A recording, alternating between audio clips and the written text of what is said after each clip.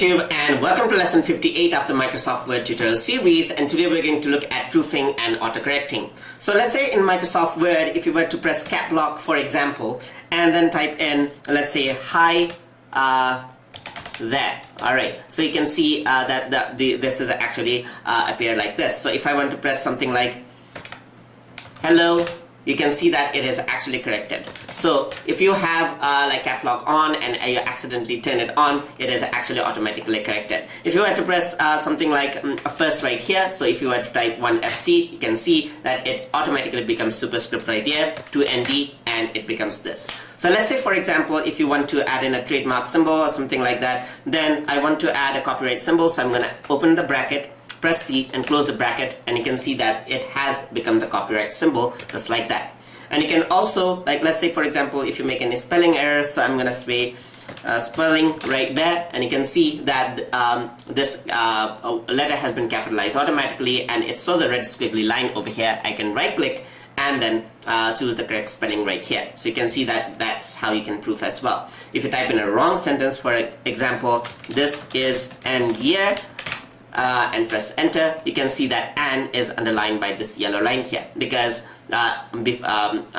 before the year it's "a" according to the grammar. So you even have grammar corrections right here. So this makes it very easy for you to create things right here. So I also can manually apply this. So in order to do that, I can also enable and disable these as well. And in order to do that, simply go to File right here and go to Options. And inside of Option, you can see that there's a Proofing tab, and you can see that you have Ignore Words in Uppercase, which is checked on, Ignore Words which contain numbers. You can also ignore internet and file addresses right here for the option, which is by default on by default. So you also have flag repeated words. So if you were to type repeated words, then it'll actually remove the it'll actually underline that as well, and will help us to remove that and identify that. You can see that you can also go into autocorrect options right here, and you can see that this is what was happening. So if I were to press this, it is actually being replaced by this. So you can actually see that I can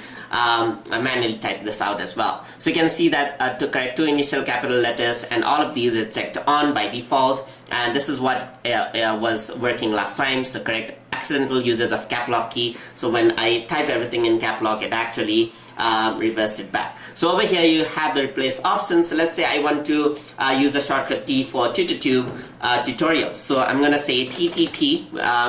So I'm gonna replace it with TutorTube tutorial videos. Alright, so whenever I press TTT on my keyboard, I want it to be replaced by TutorTube tutorial videos. So I'm gonna say add, and you can see that this has been added at the end, and I'm going to press OK and OK again. And if I were to press TTT and space, you can see that that has been applied. So whenever I want to write in my name initials, maybe something about my company, I may want to retype it time and again. So I'm simply going to add this proofing option and press space, and you can see that that is actually applied. And you can also go there and remove it if you don't like it anymore. So that is how you can use proofing and autocorrecting feature inside of Microsoft Word. Hope you guys learned something as always, and as always, please like, comment, share, and subscribe.